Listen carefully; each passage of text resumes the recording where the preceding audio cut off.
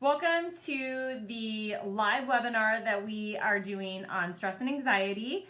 And it's probably going to be about 15-20 minutes is all. We're going to talk about anxiety. And the reason why I wanted to really talk about stress and anxiety is because we hear about it so often in our office. We hear about it from the kids that we're seeing. We hear it from the moms that we're seeing. So yeah, we just thought let's do a live webinar on it. And if you're watching live, if you guys can type live in the thing or watching like as we're doing it, that would be awesome. If you're watching the recording, let us know that you're watching the recording as well. And then I am just gonna get started. Erica's watching, it's 1:31. So here we go. And I do have my little cheat sheet with me, you guys. I apologize. I swear as we do more of these, I'll get better, but live videos cause me some stress. Just gonna be honest with you there. So yeah, so we're gonna be talking about what is some stress, what's causing some of the stress that we're under, and then what we can do about it. So if you guys can comment below, watching live, hi Sarah. So I wanna know what are some of the things that cause you guys to be stressed, and comment, because I'm just kind of curious as to what you guys would say is causing some stress in your life, if that's okay. No judgment either, because we all have stress, right?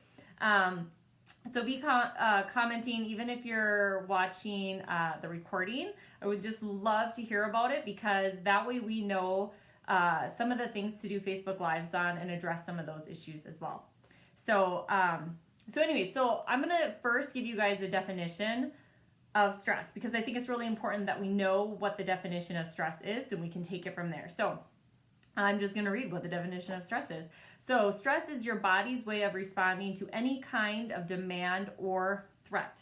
When you sense danger, whether it's real or imagined, and that's key, whether it's real or imagined, life, bills, high risk pregnancy.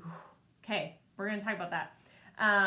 Whether it's real or imagined, the body's defenses kick into high gear in a rapid automatic process known as the fight or flight process, or fight or flight reaction, also known as the stress response.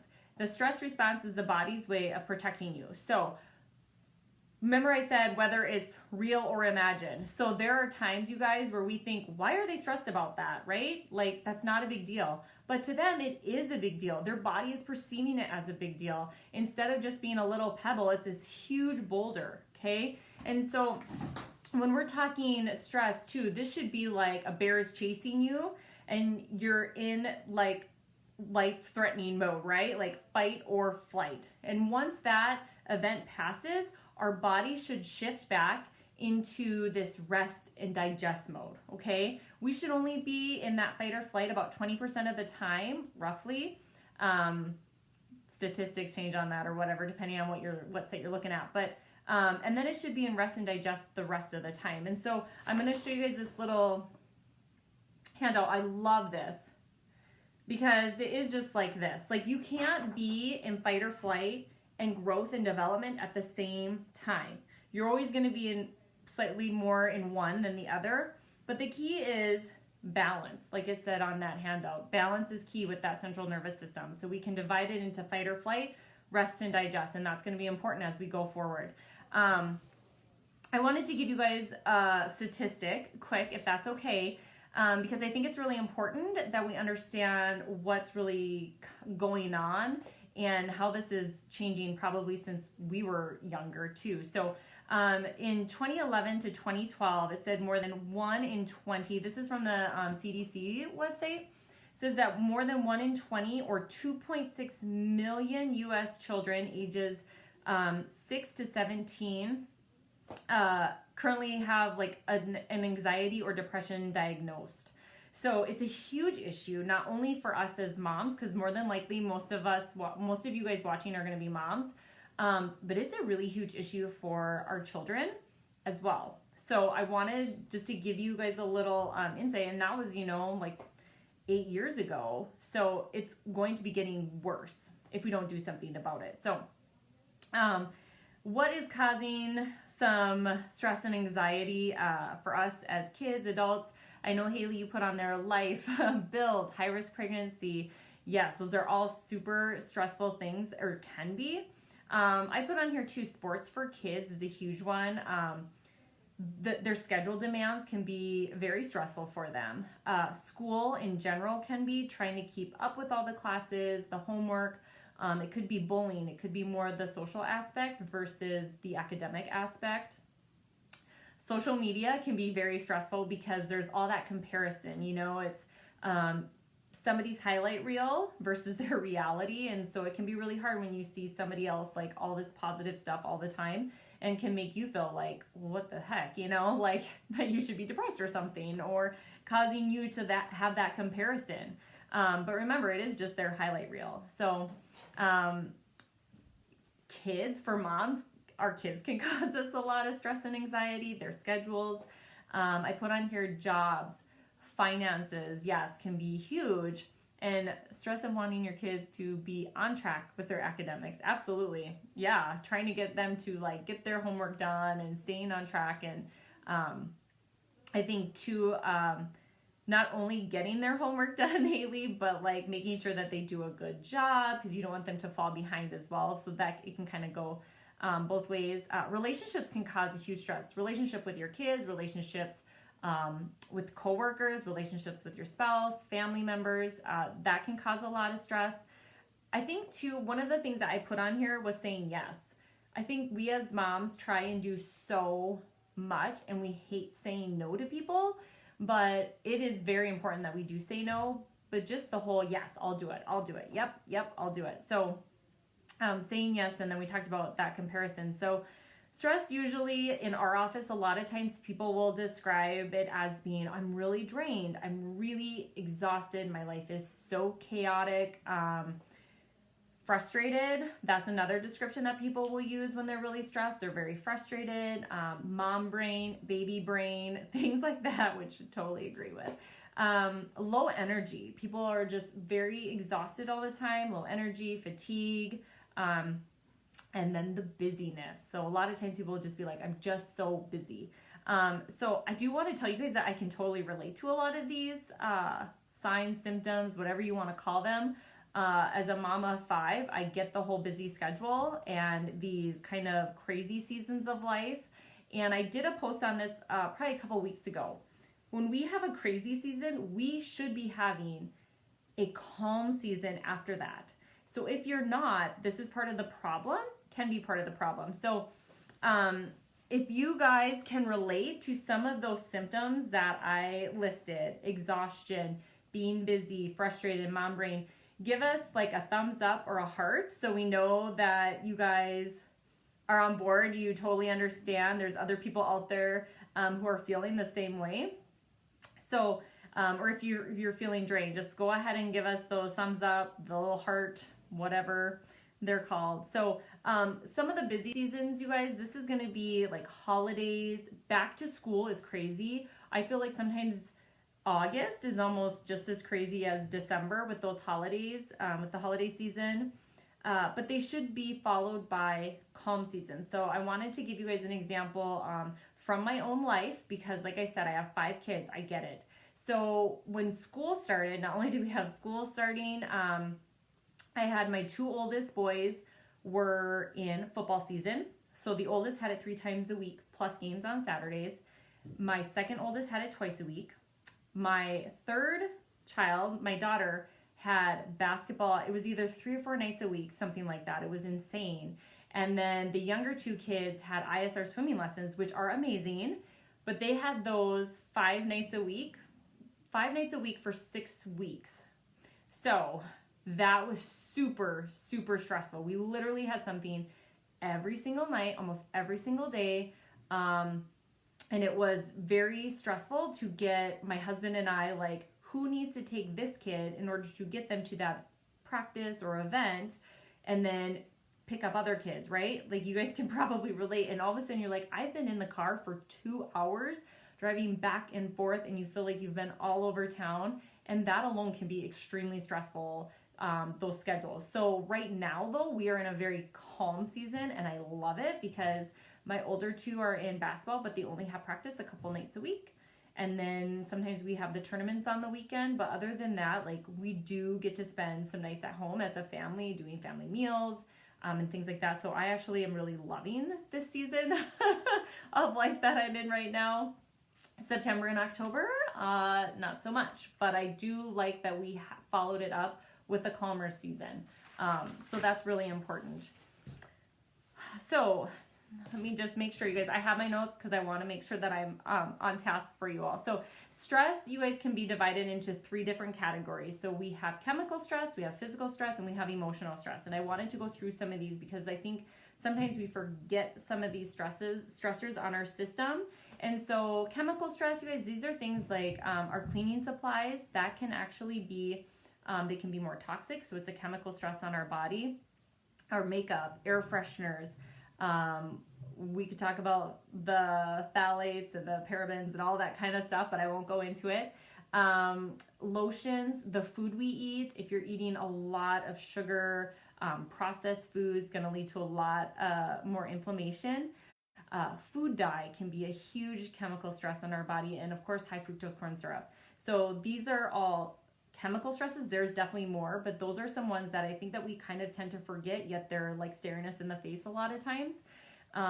Physical stress, this is going to be things, you guys, like chronic repetitive motions. If you're doing the same things over and over and over again, driving for hours at a time. So if you're like the taxi driver, Uber driver, nursing your baby, sometimes we're going like that. And it's like this chronic physical stress, right? So, and I get it. I have nursed 5 babies. And so as much as we try and bring them to the chest and get a really good position, sometimes we're not always good about that. And all of a sudden we're like this, right? So that is physical stress on our body. How you are holding baby. If you're always holding baby, say this side, or if your kids are babies are a little bit older, and you always hold them on one hip, that's a chronic repetitive motion. And so that can cause a lot of stress as well. Sleeping wrong, how you are carrying the car seat can be a huge stress. Those car seats are so heavy. For kids, you guys, it's the birth process. Like we've all been through the birth process. Birth is very stressful on a body.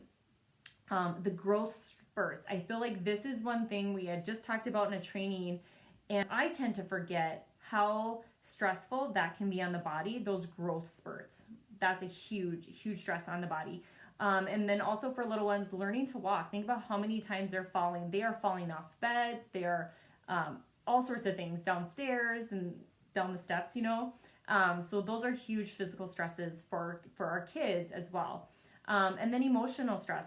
So relationships, finances, the schedule demands, we talked about that. Work, deadlines can be a huge stress for some people. They work in like a deadline type of job. The bullying for kids, it's also their schedules. I feel like so often we don't realize that, yes, our schedules are chaotic and we're stressed. Kids, it's the same thing. Their schedules can be very stressful for them. Homework, social stress, trying to live up to expectations. If we have really high expectations for our kids, it can be very stressful for them. And then also, I had to put on this Pinterest and stuff because, oh my gosh, like some people do the snacks up like crazy for daycare or preschool or like birthdays and stuff. That's not me, but I look at that and it can be super stressful because you're like, oh, that's so cute. I wish I could do something like that. And that alone, you guys, can cause us a lot of stress and anxiety of just not being able to live up to that expectation even for ourselves. The other thing too, you guys, is I love, Haley, you said high-risk pregnancy. Stress in pregnancy is super important that we talk about this. I've talked about this in other Facebook Live videos because when we are super stressed in pregnancy, obviously stress hormones, right, and our babies are exposed to that, we can pre-wire our babies for stress. And so we don't want to do that. We're going to talk a little bit more about that. You can relate all this stuff to pregnancy as well. So when we do get stressed, you guys, we need to have a break. It's okay for that stress system to come on at times, but it shouldn't. The problem is it's getting stuck on for so many of us, even for our kids. It's getting stuck on. They have their fight or flight developing throughout pregnancy, right? They're in survival mode. But once they're born, you guys, we need them switching over from fight or flight into rest and digest, and they often are not. So pretty soon that system, it doesn't turn off, right? It's like when I think of this as like, I think it even says there, gas pedal, brake pedal, right? Both are very important. What happens is that gas pedal is like to the floor and the brake is broken for the most part. So we want, like I said, it's good that we have the gas pedal, but we don't want it being stuck on. So when it doesn't turn off, that's when we get a lot of symptoms, you guys. This is when we get emotional instability. We're gonna get bowel issues is a huge one, not only for kids, but for adults as well. Not sleeping, the anxiety that can come with a lot of the stress. I even put like headaches is a huge one. High blood pressure, high cholesterol, things like that. So oftentimes, you guys, if we see kids who are struggling with a lot of stress and anxiety, we as parents don't realize that some of that does come from us.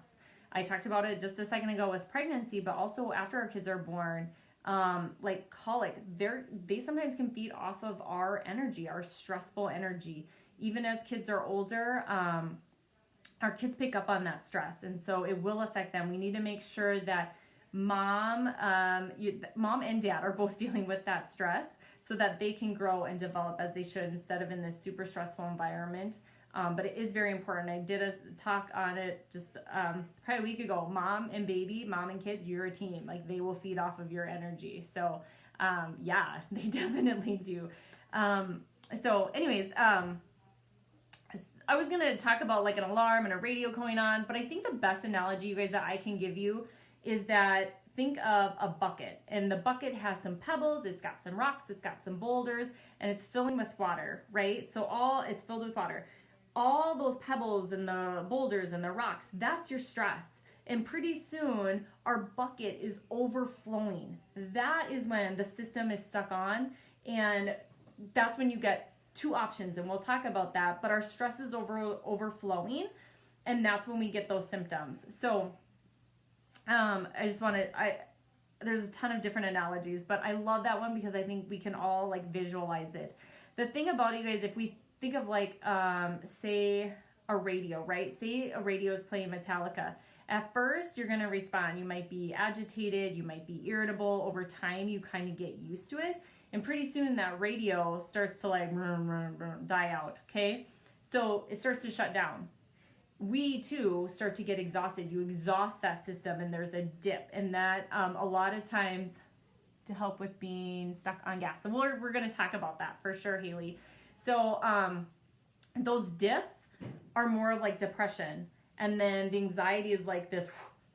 And so a lot of people have this like inconsistency. A lot of anxiety and depression will go together because you've got the dips and the highs and whatnot. So I'm going to talk super quickly about the hormones because I think it's really important that we do understand some of that. So cortisol, that's a stress hormone. It's pumped out into our body when we go into that fight or flight. It is important. We do need cortisol, you guys. It's important in things like regulating metabolism, blood sugar control, reducing inflammation, and it does help with memory. But the problem gets to be that we're constantly stuck in stress, and so our body's constantly dumping that hormone into the system. And when it's constantly dumping that into the system, that's when we get things like the weight gain.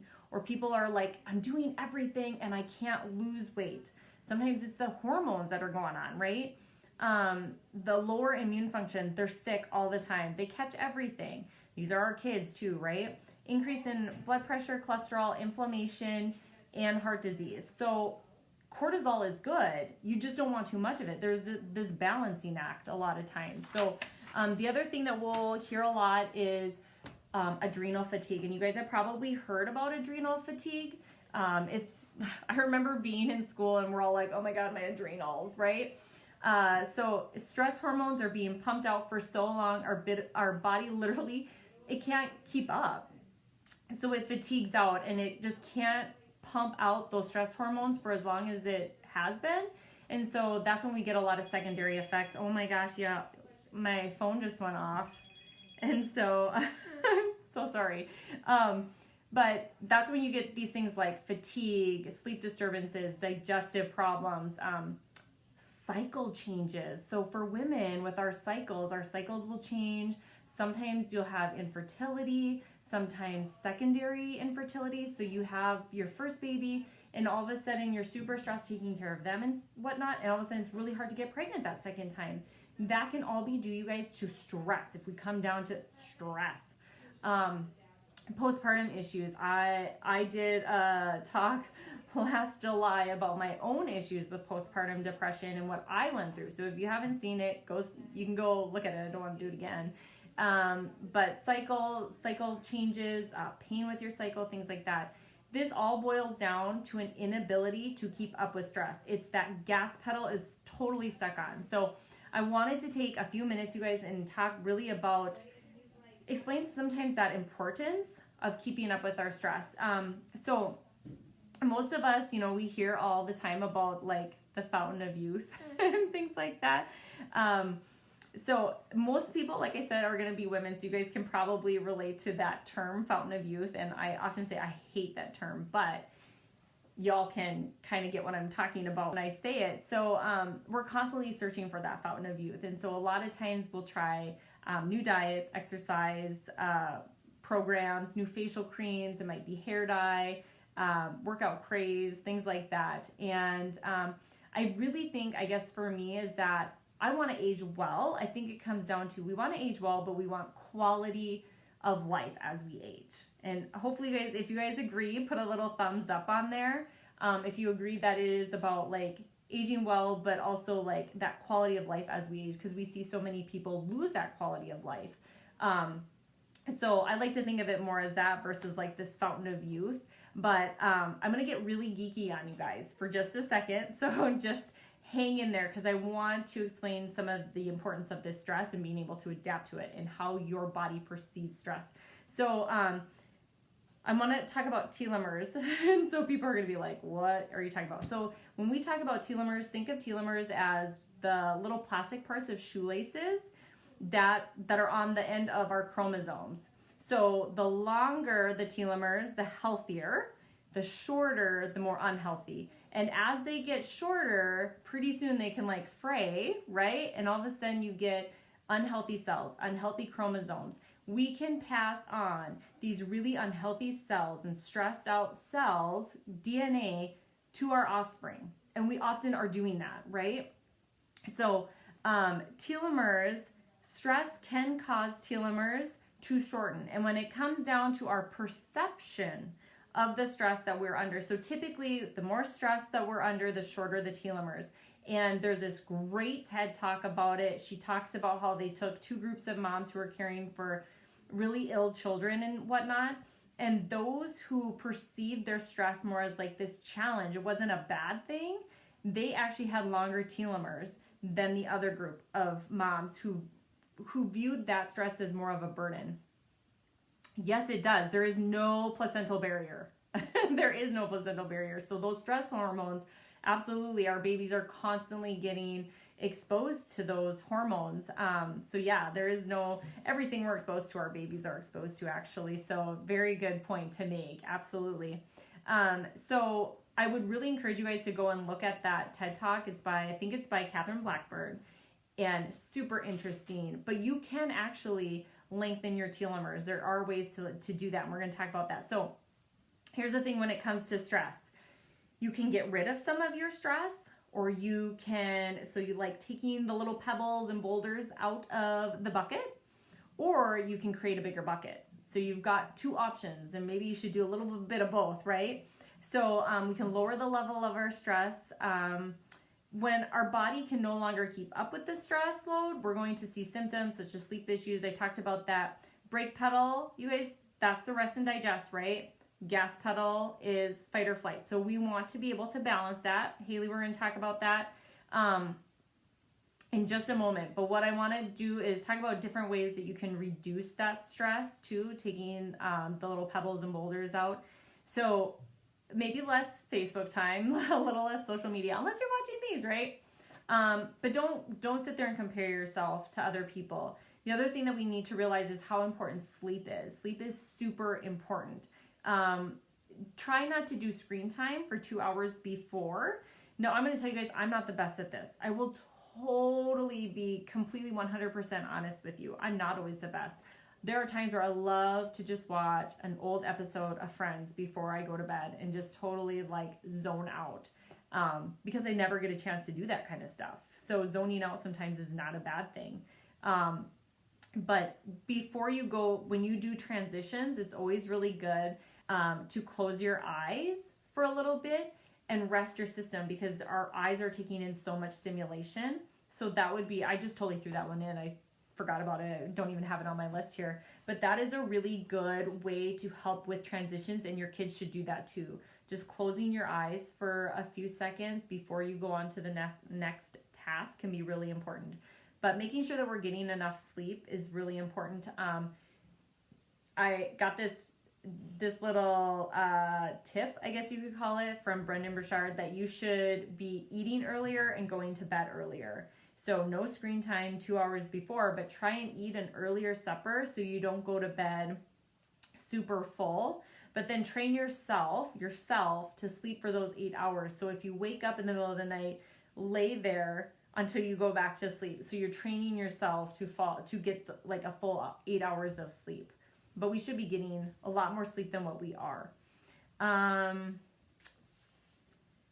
Keep a notepad by the bed. A lot of times people will say, my mind is always racing. So it's super important that you keep a notepad by your bed so you can write down those ideas.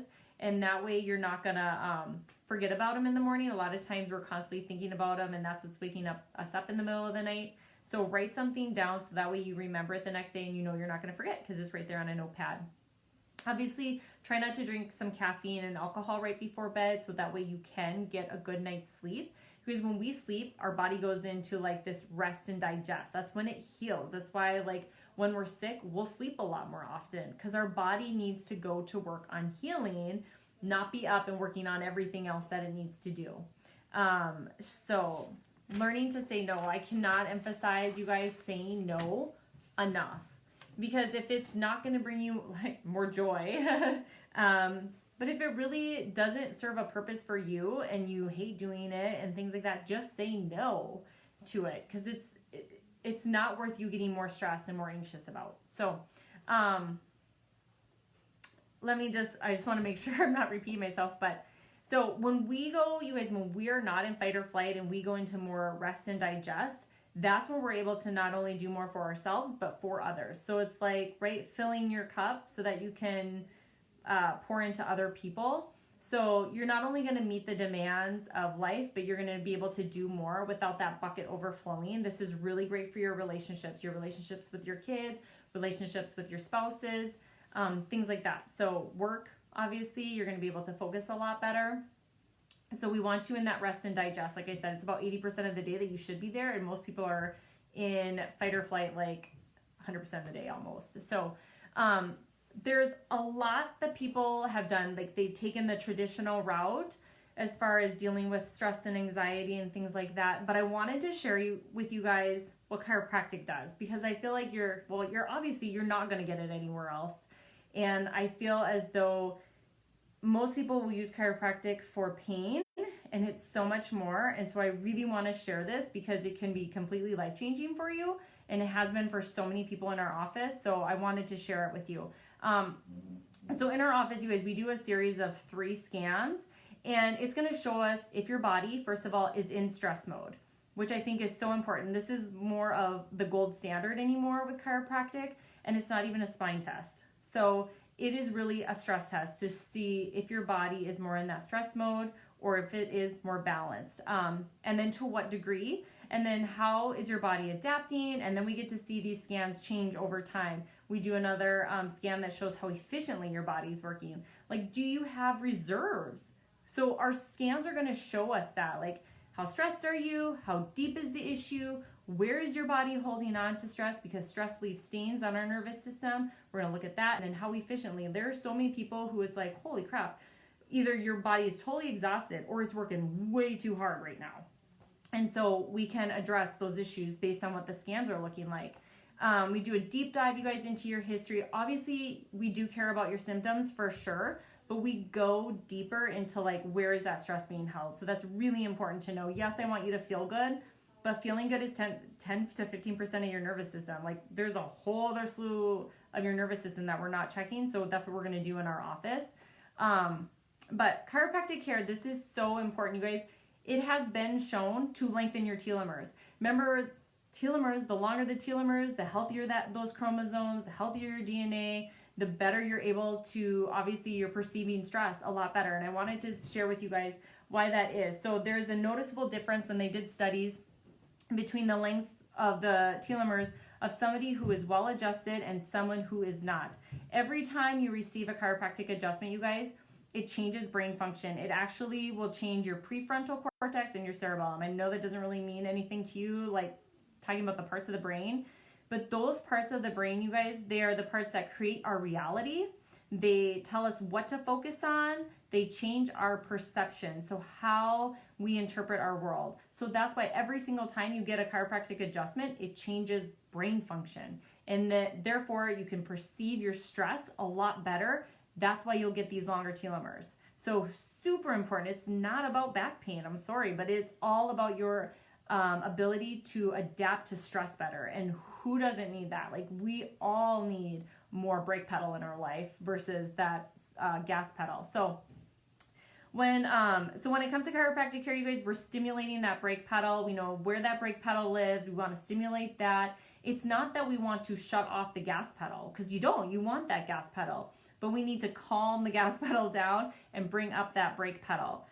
We need definitely less stress, more rest and digest. So we want that nervous system to be in rest and digest, like I said, about 80% of our day, okay? We still want the alarm to work, but we don't want it to just be stuck on. The minute we start to unwind your system, this is so important, that stress does not just disappear, you guys. Stress dissipates. It's never gonna go away overnight, ever. And we're constantly being bombarded by new stress all the time. Our thing with chiropractic is it creates a bigger bucket. It allows you to take on that stress and not have your bucket overflow. And that's what we all need, right? Like, there's a lot of stress we can't get rid of. We can't get rid of our kids, although sometimes we think that it might be nice to do, but we can't get rid of our kids. We don't want to get rid of our spouses, things like that. It's not about perfection. It truly is, you guys, about you guys living your best life, and your kids as well. Like, kids with stress and anxiety, we want them to live their best life as well. So the minute we start to unwind your system, the stress, like I said, it dissipates. It doesn't disappear overnight, but each time we adjust you, we're putting you more into a safer, more efficient working system. It's a calming response where your body isn't fighting itself, and that's huge. We don't want your body fighting itself just to maintain like a neutral posture, right? We want your body working super efficiently, and that's where chiropractic comes in. We don't want it to be spending more of its natural resources. That's not at all efficient. So the thing is, though, you guys, it does take time, it takes repetition, and it takes consistency, because, you know, your body learns, it has to learn that as the new normal and not stress and anxiety. So it is going to take time, but we can build on that new normal. So it's setting that new normal, building on it. And like I said, it's really all about you guys being able to do more, be more, and live like your best life. So that is how, when you, Haley, you asked, what can you do to help with being stuck on the gas pedal? That is it. Like, we stimulate your brake pedal, because we still want the gas pedal to work, but we need the brake pedal working better, okay? So that's what chiropractic is all about, stimulating that brake pedal so you're better able to adapt to the stress of life. Create a bigger bucket, you guys. That is the key. I just wanted to tell you guys a couple stories about some of the people that we've seen in our office who have come to us for anxiety. One mom in particular, she honestly, of course, came for pain, but she was actually able to work with her prescribing doctor and was able to get off of her anti-anxiety and anti-depression medication. And it all started with chiropractic care. All of a sudden, she was like, oh, I have more energy. So she started working out and she started doing all these things. But the biggest change was that she just had to come in. And that really started this snowball effect of different changes in her life, starting to eat better, starting to work out. And she was able to get off those medications. And then she's like, holy crap, I have so much energy. She's like, I don't know what to do. It was like totally releasing all this energy that she had. So she had an amazing experience. Another one who had post-traumatic stress disorder. And I love it when she's like, I honestly don't know the last time that I experienced my anxiety. Like, she couldn't even tell us, you know, and we're always keeping tabs. She's like, I don't know, but she loves keeping up on it because she's doing so much better instead of being on the things for anxiety. So if you guys are interested, if you have questions, please call our office. Like I said, it's probably information you're not going to get anywhere else. We'll keep doing these little things. I promise I'll get better, hopefully, as we go and as I get more comfortable with doing them. But I really do want to thank you guys for tuning in, and I hope you enjoyed it. I hope you learned something new. And if you know anybody who's struggling with stress, struggling with anxiety, share the video with them, because you just never know who you can help. And that's why we're doing it. So getting that information out there. So thank you guys so much for listening in, whether it was live or whether it was on the recording. If you do have questions, please give our office a call, message us. Usually we're pretty good. Thank you for listening, Sarah. Like I said, I hope you guys enjoyed it, and I look forward to doing more in the future. So thanks, guys. Bye.